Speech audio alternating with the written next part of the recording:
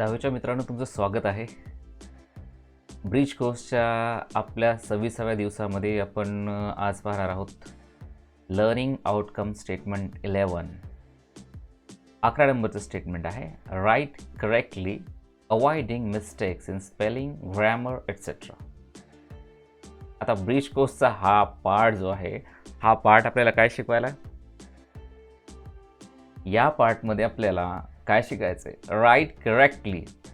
ठीक आहे, आपल्याला करेक्टली राईट करायचं आहे. ठीक आहे, आणि अवॉइड काय करायचं आहे, avoiding mistakes in spelling, grammar etcetera. Grammar, spelling इत्यादीचे आपल्याला अवॉइड करून जे रायटिंग आहे ते प्रॉपरली करायचं आहे. ठीक आहे ना. आता आपली जी जनरल फॉर्मॅलिटी आहे त्यानुसार काय, तुम्हाला रीड द ॲक्टिव्हिटी केअरफुली. तुम्हाला हे स्कीमिंग आणि स्कॅनिंग करायचं आहे. केअरफुली याचा अर्थ स्कीमिंग आणि स्कॅनिंग करायचं आहे. ठीक आहे, आणि फोकस ऑन कॉन्टेक्स्ट. ठीक आहे, आपण आता जेव्हा हे वाचणार आहोत खालच्या ॲक्टिव्हिटीज, आपण हे लक्षात ठेवूया, हे फोकस अँड कॉन्टेक्स्ट. कॉन्टेक्स्ट म्हणजे काय, आपल्याला इन कॉन्टेक्स्ट ते सगळ्या गोष्टी वाचायच्यात. म्हणजे सेंटेन्स कोणत्या संदर्भाने लिहिलेलं आहे, कारण अकॉर्डिंग टू कॉन्टेक्स्ट सेंटेन्सचं मिनिंग बदलतं, आणि ज्याप्रमाणे वर्ड्स यूज केले जातात की वर्ड अकॉर्डिंग टू कॉन्टेक्स्ट बदलतात. त्याचं प्रोनाऊन्सिएशन सेम असलं किंवा मोस्टली कधी स्पेलिंग जरी सेम असलं तरी कॉन्टेक्स्टनुसार वर्डचे मिनिंग बदलतात. ग्रॅमॅटिकली ज्या प्रकारे वर्ड्स अरेंज केलेले असतात त्यानुसार त्यांचं मिनिंग बदलतं, है ना. काही ज्या कन्सेप्ट असतात त्या स्ट्रेस करण्यासाठी स्पेसिफिकली एका स्पेसिफिक लोकेशनला वर्ड सेंटेन्समध्ये वापरले जातात, जेणेकरून काही गोष्टी, काही बाब, काही प्रसंग आपल्याला स्ट्रेस करायचे आहेत किंवा रायटरला त्या गोष्टी फोकस करायच्या असतात. त्यामुळे आपण ही गोष्ट लक्षात घेणार आहोत आपण जेव्हा पुढे पाहू तेव्हा. ठीक आहे, एक काय आहे, एक focus, contacts and focus. Okay, ask learners to get help from others. दुसऱ्या पेयर्सपासून तुम्हाला तुमच्या मित्रांकडून काय करायची, मदत घ्यायची आहे. ठीक आहे, ask learners to use the dictionaries. तुम्हाला ऑनलाईन डिक्शनरीज तुमच्या मोबाईलमध्ये किंवा स्मार्टफोनमध्ये कंपल्सरी काय करायच्यात, डाउनलोड करून घ्यायच्यात. त्याच्याशिवाय आपल्याला ह्या सगळ्या गोष्टी प्रॉपरली करता येणार नाहीत. मग आता काय करायचं, आपल्याला डिक्शनरीज तुम्हाला घ्यायच्यात आणि आपण त्या गोष्टी फोकस ऑन कॉन्टेक्स्ट करूया. ठीक आहे, आपण आपल्याला जी ॲक्टिव्हिटी दिली आहे ती विथ कॉन्टेक्स्ट आपण लर्न करणार आहोत. ठीक आहे, आता रीड द ॲक्टिव्हिटी केअरफुली. आपल्याला ॲक्टिव्हिटी सुरुवातीला काय करायचे, केअरफुली रीड करायची आहे. ठीक आहे ना, काय सांगितलं ते, read the activity carefully. Okay, आपल्याला ॲक्टिव्हिटी केअरफुली रीड करायची. Try to guess the meaning in given context. आता मीनिंग गेस करायचे आपल्याला कशामध्ये, गिवन कॉन्टेक्स्टमध्ये. जे आपल्याला संदर्भ दिला त्या संदर्भामध्ये आपल्याला मीनिंगला काय करायचं आहे, गेस करायचं आहे. Choose the correct alternative and write. आता आपल्याला काय करायचं, करेक्ट अल्टरनेटिव्ह चूज करायचे त्यातले आणि राईट करायचे. ह्या 2-3 गोष्टी आहेत. आपल्याला कॉन्टेक्स्टवर फोकस करायचं आहे आपण जेव्हा शब्दाचं मिनिंग लावू. ठीक आहे ना, आपण एक्झामिन पण करू सगळे सेंटेन्सेस की कशा प्रकारे विथ कॉन्टेक्स्ट आहेत का विदाऊट कॉन्टेक्स्ट आहेत, है ना. सेंटेन्स स्ट्रक्चर जे आपल्याला दिलेले ते पण आपण एक्झामिन करणार आहोत, आणि आपल्याला केअरफुली वाचायचं आहे. आपण केअरफुली वाचूयाच. ठीक आहे, वेळ लागला तरी हरकत नाही. ठीक आहे ना, पण आपण हे सगळं केअरफुली एक्झामिन करूनच पुढे जाणार. ठीक आहे, गेस द मिनिंग. आपल्याला कॉन्टेक्स्टमध्ये मिनिंग गेस करायची आणि अल्टरनेटिव्ह राईट करायचं. ठीक आहे, आता आपल्याला काय आहे, आपल्या समोर एक पॅसेज आहे, एक शॉर्ट पॅसेज आहे, एक ॲक्टिव्हिटी लर्निंग. शॉर्ट पॅसेज म्हणजे एक लर्निंग ॲक्टिव्हिटी आहे, गिवन टार्गेट, एक टास्क आहे, learning activity. Satish is learning in 10th standard. तुमच्यासारखाच सतीश 10वीच्या वर्गात शिकणारा विद्यार्थी आहे. ठीक आहे, he has to attend the online meetings. त्याला काय करावं लागतात, ऑनलाईन मीटिंग्स अटेंड करावं लागत होत्या. ही हॅज टू अटेंड, त्याला मीटिंग अटेंड करावं लागायचं आहे online. One day he couldn't attend the meeting due to network issues. मग काय झालं, एक दिवस आपल्याकडे सगळे नेटवर्क्स डाऊन असतात मोस्टली, आपल्याकडे तेवढी स्पीडही नाही आहे. ठीक आहे नेटवर्कला. त्यामुळे काय झालं, one day he couldn't attend the meeting due to network issues. नेटवर्कचे इश्यू झाल्यामुळं सतीशला मीटिंग अटेंड करता आली नाही आहे. ठीक आहे, मग आता झालं काय, मग त्याने काय केलं, what did he do, he called his friend Akbar. त्याने अकबरला फोन केला to know about the meeting and wrote some points. ठीक आहे, he called his friend Akbar to know about the meeting and wrote some points. Here the wrote word is wrongly written. Okay, already in this sentence. He called his friend Akbar to know about the meeting. Meeting साठी त्याने काय केलं, माहीत करून घेण्यासाठी अकबरला call केला. and write some points. रोट, आता याचं काय ॲम्बिग्युअस कशा वाटतं, ही कॉल्ड हिज फ्रेंड, त्याने त्याच्या मित्राला फोन केला अकबरला to know about the meeting and wrote some points. आता ॲट अ वन पॉईंट जर मग हे पॉईंट्स सतीशने लिहिले तर हे रोट इज राईट. पण जर हे पॉईंट्स अकबरने लिहिले असेल तर wrote the verb is not correct hair. ठीक आहे, तर आपण काय करूया, आपण जे पॉईंट्स लिहिले गेलेले आहेत, ठीक आहे ना, ते पॉईंट्स आपण आता काय करूया, ऑब्झर्व करूया. हां, आणि आपल्याला काय सांगितलं आहे, विथ कॉन्टेक्स्ट आपल्याला मिनिंग काय करायची, लावायची, गेस करायचं आहे, आणि ग्रॅमॅटिकल मिस्टेक्स ज्या आहेत ते आपल्याला पॉईंट आउट करायच्या. ठीक आहे, आणि त्या करेक्ट करायच्या किंवा ग्रॅमॅटिकली करेक्ट कसं लिहायचं आहे हे आपल्याला ॲक्च्युअलमध्ये शिकायचं आहे. ठीक आहे ना. These are the following notes from the phone call. आता मग काय झालं, he called his friend Akbar to know about the meeting and wrote some points. ॲक्च्युअलमध्ये इथं सतीशनेच हे पॉईंट्स लिहिलेले आहेत. ठीक आहे, आता हे जे पॉईंट्स आहेत, these are the following notes from the phone call. आता फोन कॉलवर सतीशला अकबरने ज्या गोष्टी सांगितल्या त्याचं रेकॉर्ड सतीशने लिहिलेलं आहे. ठीक आहे, आता मग हे सतीशने काय लिहिलं आहे किंवा सेंटेन्सेस काय लिहिलेत त्याला आपण जरा एक्झामिन करूया. ठीक आहे, आता आपल्याला कोणकोणते सेंटेन्सेस लिहिले ते पाहूया. काय लिहिले आहे, you know the meeting was interesting. आता काय लिहिलं आहे, पॉईंट्स काय, यू नो. आता इथं दोन नो दिलेले आहेत. ठीक आहे ना, NO no and another is KNOW know. ठीक आहे, आता हे you know the meeting was interesting. आता आपल्याला ह्याच्यातून एक नो चूज करायचा आहे. हां, एका लोला नो म्हणायचं आपल्याला. हां, आता मग ह्याच्यात काय आहे की याच्यातलं कोणतं यूज करायचं. ठीक आहे ना, कॉन्टेक्स्ट काय आहे की मीटिंगचे पॉईंट्स काय लिहिलेले आहेत, अकबरने लिहिलेत, आणि अकबरने लिहिलेले हे पॉईंट्स काय करतोय, सतीश नोट करतोय. मग अकबर काय म्हणाला आहे, you know the meeting was interesting. तुला माहिती आहे का मीटिंग कशी होती, इंटरेस्टिंग होती. Actually Satish was not present in the meeting. Satish मीटिंगमध्ये प्रेझेंट होता का, नव्हता. म्हणून हे पॉईंट्स कुणी लिहिलेले, तर हे पॉईंट लिहिलेले आहेत अकबरने. You know the meeting was interesting. आता आपण काय करू, अगोदर सगळे सेंटेन्स केअरफुली रीड करू आणि त्यानंतर हे एक्झामिन करू की आपल्याला कोणतं चूज करायचं आणि कोणतं स्ट्राईक आउट करायचं. आता we learn about sea life. We are asked to write a note on it. आता बघा, ॲक्च्युअलमध्ये आता आपल्याला काय करायचं आहे, वी लर्न अबाउट सी. ह्या दोन सी पैकी प्रॉपर सी आपल्याला निवडायचा आहे. हा सी आहे का, हा सी आहे, sea life. We learn about sea life. We are asked. आता टू यापैकी वी आर आस्क्ड, टू पैकी एक टू वापरायचं आहे. We are asked to write a note on it. Okay, हे सेंटेन्स करेक्ट आहे, स्ट्रक्चर हे सेंटेन्सचं करेक्ट आहे. हां, ह्याच्यातलं टू आपल्याला चूज करायचं. हे सेंटेन्स प्रॉब्लेमॅटिक आहे. There is a problem in this sentence. कसं तुम्हाला सांगतो, we are asked to write a note. हे सेंटेन्स आहे वी आर आस्क्ड, हे पास्ट टेन्समध्ये आहे. ठीक आहे, and this sentence is written in present tense. We learn about life. है ना, note.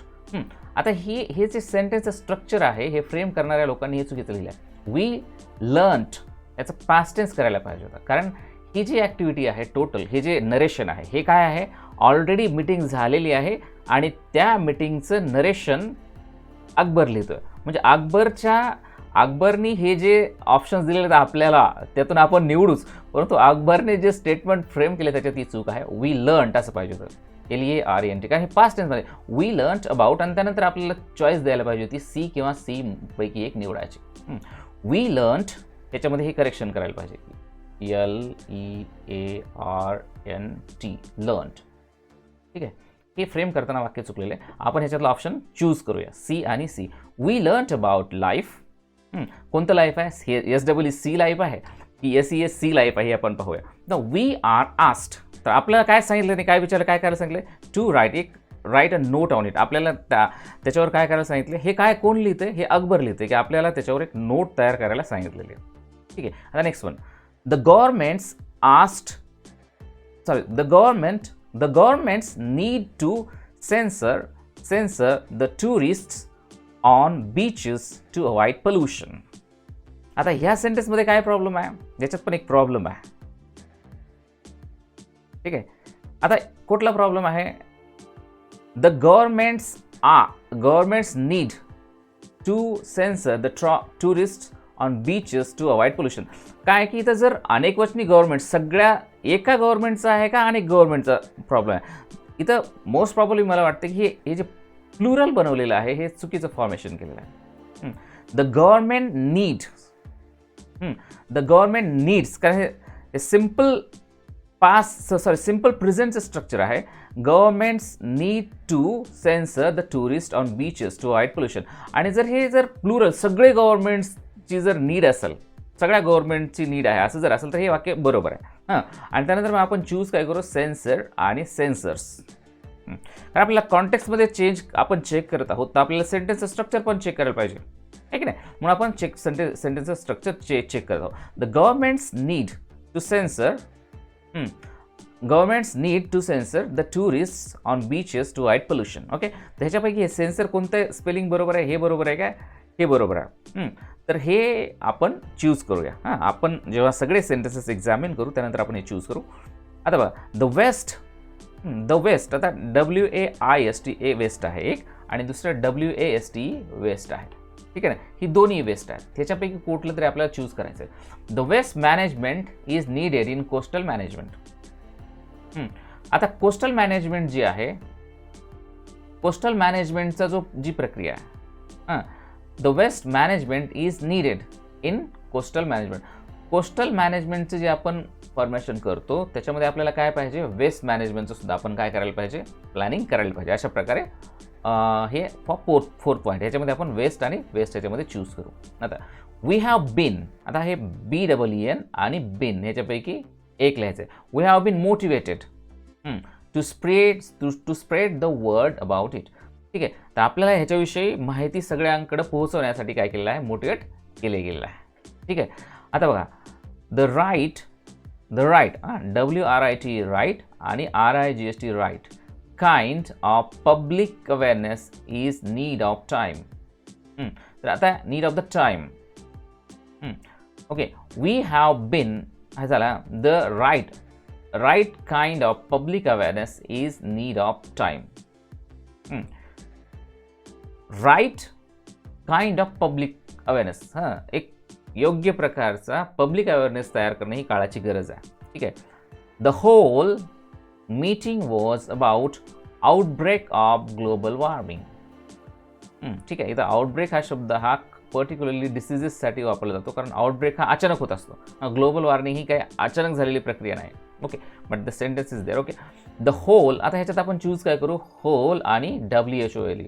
The whole meeting was about outbreak of global warming. Global वॉर्मिंगच्या संदर्भातलं जे काही वाढतं संकट आहे किंवा वाढती समस्या त्याच्या संदर्भात होती.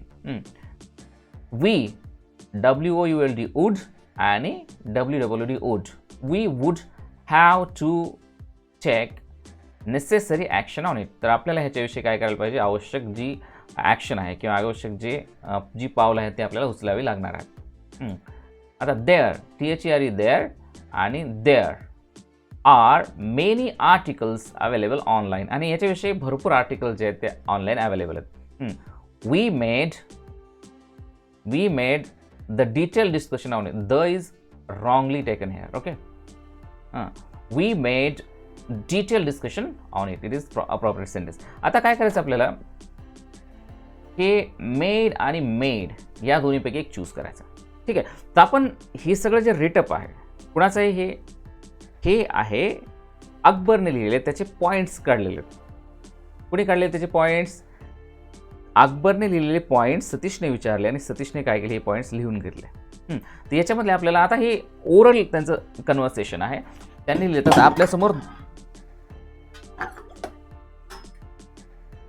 आपल्यासमोर दोन ऑप्शन आहेत. कोणकोणते ऑप्शन आहेत आपल्यासमोर, दोन. कसे दोन आहेत, प्रत्येक याच्यामध्ये आपल्याला ह्यापैकी चूज करायचं आहे. तर आपण काय करूया, आता बघा, आपल्याला एक कॉन्टॅक्टनुसार आपल्याला याच्यापैकी चूज करायचं आहे. ठीक आहे ना, कोणतं घ्यायचं आहे आणि कोणतं नाही घ्यायचं आहे. ठीक आहे, आता बघा आपण काय करूया, सेंटेन्स वाईज पहिल्यापासून आपण काय करूया, विथ कॉन्टेक्स्ट ह्याला काय करूया, अंडरस्टँड करूया आणि कुठलं सेंटेन्स प्रॉपर आहे हे आपल्याला चूज करायचं. आता यू नो, ह्या नोचा अर्थ नाही असा होतो आणि ह्या नोचा अर्थ माहीत आहे का असा होतो. ठीक आहे, मग हे first no is striked out, हे आपण काय केलं, यावर झालं. मग सेंटेन्स कसं होईल, you know the meeting was interesting. ठीक आहे, आता वी लर्न्ड अबाउट, हे ऑलरेडी आपण काय केलेलं आहे, करेक्ट केलेलं आहे. We learned about sea. आता हे दिस सी इज पाहणे आणि दिस इज सी म्हणजे समुद्र. ठीक आहे, so this sea is striked out. We learned about sea life, आम्ही सागरी जीवन जे आहे त्याच्याविषयी, समुद्री जीवन त्याच्याविषयी आपण काय केलं, आम्ही शिकलो. वी आर आस्क्ड, तर आपल्याला काय करायला सांगितलं, वी आर आस्क्ड टू. आता इथे इन्फिनिटिव्ह बनवले राईटचं. ठीक आहे, त्याच्यामुळे हे टू, हे टूचा अर्थ करतो टू म्हणजे सुद्धा, आणि हे TW2 म्हणजे काय आहे, हे आहे दोन. हे दोन्हीही आपल्या रेसमधून रनआउट होतात आणि जिंकतो कोण, 202. We are asked to write a note on it. ठीक आहे, ओके झालं. आता the governments need to censor. तुम्ही पिक्चर बघता का, पिक्चर बघताना थिएटरमध्ये सेन्सर बोर्डचं एक सर्टिफिकेट येतं, तिथं SCN SOR येत नाही आहे. काय येते, काय येतं मग, CEN SOR, म्हणजे हे करेक्ट आहे. ठीक आहे ना. The tourist on beaches to avoid pollution, तर हे करेक्ट आहे. आता बघा, the waste management is needed in coastal management. Coastal मॅनेजमेंटचा आपला जो प्लॅन असतो त्याच्यामध्ये वेस्ट मॅनेजमेंटचा सुद्धा प्लॅन असेल. आता हे WAST वेस्ट, ह्याचा उच्चार वेस्ट म्हणजे कंबर आहे ना, आणि WAST वेस्ट म्हणजे कचरा जो बाहेर पडतो तो कचरा. मग हे वेस्ट WAST ही काय आहे. आता वेस्ट म्हणल्यावर तर तुम्हाला सांगतो WEST वेस्टसुद्धा आहे, हे सुद्धा येऊ शकतं. उच्चाराचा जर फोनवर सांगितला तर हा सतीश हे पण सतीशने हे सुद्धा लिहू शकला असता, waste WEST waste. WAST waste आणि WAST वेस्ट. आता हे वेस्ट म्हणजे पश्चिम, हे वेस्ट म्हणजे कंबर. तर ही वेस्ट आपल्याला घ्यायचं आहे. ठीक आहे, वी हॅव बिन. आता हे बिन म्हणजे काय, बिन म्हणजे कचरा कुंडी नाही, एखादी टोपली, डस्टबिन, बिनसारखी एक टोपली. आणि बिन म्हणजे हे काय, बीचा पास्ट टेन्स आहे, बीचा पार्टिसिपल आहे, बी बिन बीइंग. ठीक आहे, तर बीचं वर्ब आहे ना. तर मग आपल्याला वी हॅव बीन हे काय आहे, actually we have been motivated, ही पॅसिव्ह बनवलेलं आहे. ठीक आहे ना. मग we have been motivated to spread the word about it. तर ह्याच्यामध्ये बीन हे करेक्ट आहे. त्यानंतर the right kind of public awareness is need of time. इथं हे राईट नाही, हे WRT राईट म्हणजे लिहिणे, राईट काइंड, या राईट बरोबर आहे. आता द होल आणि द होल, हे होलचा अर्थ काय, छिद्र, आणि हे होल म्हणजे संपूर्ण, total. The whole meeting was about outbreak of global warming. तर ही सगळी जी मीटिंग होती कशाच्या संदर्भात होती, ग्लोबल वॉर्मिंगच्या संदर्भात होती. The increasing global warming. We would, ह्या ठिकाणी आता काय, हे वूड, WWD वूड म्हणजे काय, जंगल आहे, so we are not considering it. Okay, we would have to take necessary action on it. Okay, it is right. There, आता देअर, THER देअर म्हणजे त्यांचे, आणि THERE हे देअर म्हणजे तेथे. There are many articles available online. तर नेटवर भरपूर आर्टिकल्स ऑनलाईन अवेलेबल, हे there is correct. Okay, we, आता ही मेड म्हणजे काय, घरकाम करणारी बाई, आणि मेड म्हणजे मेकचा पास्ट टेन्स आहे. We made the detail discussion on it. The is wrongly written here. Okay, we made detail discussion on it. The कधी वापरतात, जेव्हा द डिटेल डिस्कशन म्हणजे एखादं खूपच इम्पॉर्टंट अशा प्रकारचं तेच डिस्कशन केलं, दुसरं कुठलं केलं नाही असं पर्टिक्युलराईज करण्यासाठी द वापरलं जातं. पण इथं एक डिटेल डिस्कशन आहे म्हणून आपलं हे we made detail discussion on it is more appropriate.